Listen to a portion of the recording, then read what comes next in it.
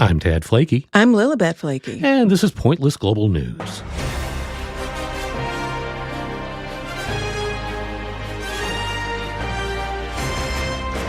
On today's show, the cancer prevention group F Cancer wants men to beat off cancer, literally. Then, Truffles, a 3-foot-tall teddy bear, is rescued by Chicago police after being stolen. Next, men, are you having an itchy ass? Well, I'll tell you what might be causing it. That story later. But first, this campaign wants you to lighten your load. F Cancer, a nonprofit focused on cancer prevention and early detection, has declared its mission to beat cancer off, literally, imploring men to ejaculate more for their health. How much exact? Well, 21 times to be exact. That may sound like quite the mission to accomplish, but I'm sure some of you are up for it. Dr. Lorelei Mucci, a professor of epidemiology at Harvard and a co-author of emerging research on prostate cancer and ejaculation, tells us that her team has come across some interesting patterns. Data from a long-term health and lifestyle study assessing more than 50,000 men since 1986 suggests that those who ejaculated 21 times or more per month had a 19 to 22% lower risk of prostate cancer than those who came less, she said. The 21 or more isn't a strict biological magic number, but rather a finding that emerged from our robust statistical analysis, Mucci explained, adding that her team has even observed small reductions in risk for men who ejaculate only 8 times per month. While 21 is the benchmark we identified, she continued, the broader implication is that more frequent ejaculation may offer a greater potential benefit.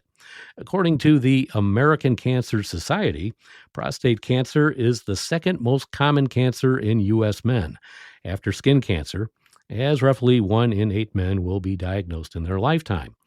It's also the second leading cause of cancer-related death in men, behind lung cancer. And while the precise biological mechanisms at play are still being studied, prevailing theories suggest that frequent ejaculation may help flesh out potential carcinogens, reduce inflammation within the prostate, or even influence gene expression in the normal prostate tissue. Yael Cohen, a co-founder of F Cancer, said that the nonprofit's campaign was ultimately designed with education in mind. We use humor because it sticks, but once the joke lands, it's all about what comes next: getting screened, talking to your doctor, and understanding your risk. Your hands don't replace your doctor, they get you to them, she explained. Ultimately, she added, what matters is that men know that something that they already are likely doing could actually benefit their health, something most men aren't aware of, and that it actually has anti-cancer benefits. Cohen knows that cancer prevention isn't typically so lighthearted, but this new research presents a unique opportunity. So go ahead, guys, beat yourself out. Well, there's a lot more to this study that needs to be studied, and I would like to see what it looks like across different age groups. Certainly younger men who would be more inclined to be able to do that 21 times a month have a lower risk of prostate cancer than men over 60. So that's an interesting way to skew that data. I would just be interested in seeing what it looked like if you look at it over age groups. Not to mention that would be a monumental task for most men my age. Well, exactly. So that's why I think there's more to be seen and told about this. Well, Chicago police called in a helicopter Friday night for an oddly high-stakes mission: find Truffles, the 3-foot stuffed mascot swiped from the Rocky Mountain Chocolate Factory on North State Street. Officers ultimately tracked down the oversized teddy bear, returned it to the shop unharmed, and took 2 people into custody. Employees said a group of teenagers walked into the Loop shop around 7:30 p.m., grabbed Truffles, a 3-foot brown teddy bear in a blue hat and overalls, and hopped on a CTA Red Line train. Officers intercepted them at the 35th Street station and recovered the bear. Shop owner Tyson Minnick said he got a wild ride around the city for about an hour. The Loop store is one of several Rocky Mountain Chocolate Factory locations operated locally by franchisee Tyson Minnick, who opened the North State Street spot this winter as part of a broader expansion. Minnick and employees said they were relieved to see Truffles back where he belongs after what they described as an odd and upsetting episode for staff and customers.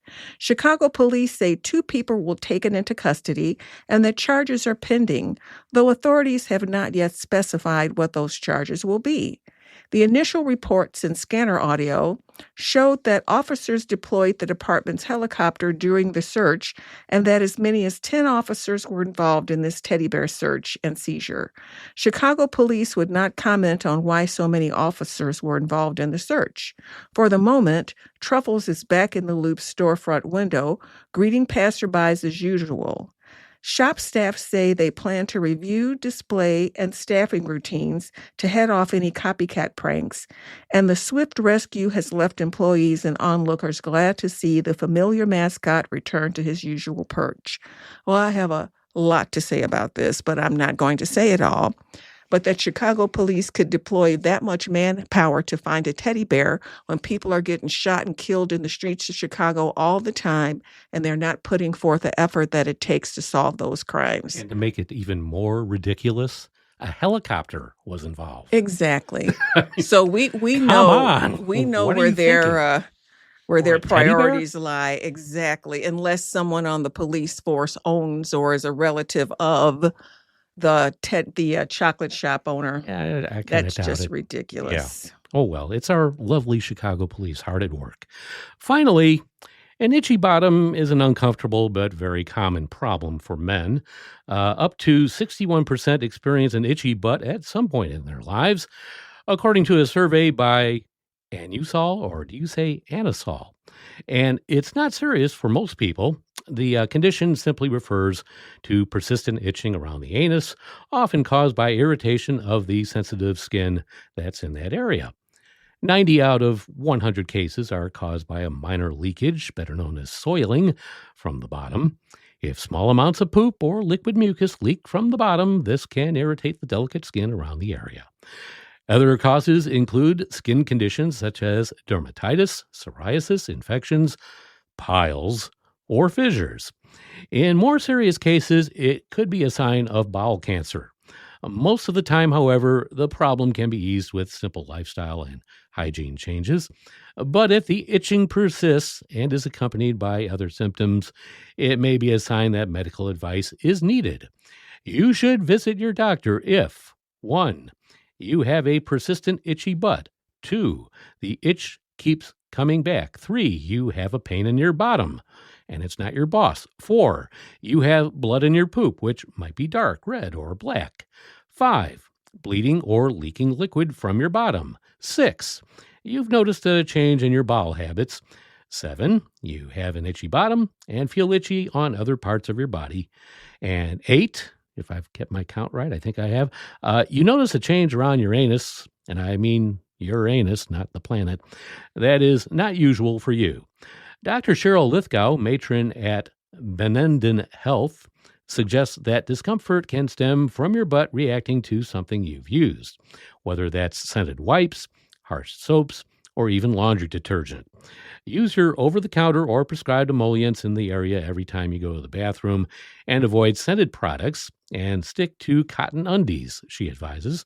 Sometimes, if your stool is hard, it can split the skin as it passes through. The skin around your anus is very thin and fragile, and it can be a common problem to create a painful split in that area, according to the doctor. Anal fissures are tiny tears that sting like mad during bowel movements and can cause itching as they heal. To help manage and mend an anal fissure, have warm, shallow baths. Using stool softeners and topical treatments can help, and if it doesn't heal, see your doctor. Mostly what people should do is just take more care in wiping their butts after they poop and Ted and I would highly recommend having bidets installed Yes. on all of your toilets. They are wonderful, aren't they? That butt fountain is amazing. Warm, and it's just wonderful. It's the high point of my day sometimes. And with that, that's a wrap for another Pointless Global News. Be sure to follow us wherever you get your podcasts. I'm Tad Flakey. I'm Lilibet Flakey. Stay pointless, my friend.